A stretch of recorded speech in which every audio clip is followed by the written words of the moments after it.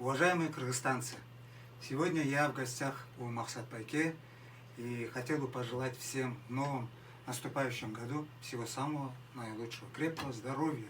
Самое главное, чтобы были всегда близкие рядом и чтобы следующий год был, как сказать, мирным, как год коровы.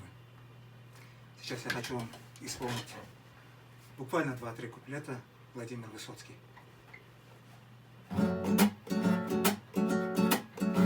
Здесь вам не равнина, здесь климат иной, лавины идут одна за одной. И здесь за камнепадом рвет камнепад. И можно свернуть, обрыв обогнуть, но мы выбираем трудный путь, опасный, как военная тропа. Нет алых роз и траурных лент, и не похож на монумент тот камень, что покой тебе подарил. Как вишним огнем сверкает днем вершина изумрудным льдом, которую ты так и не покорил.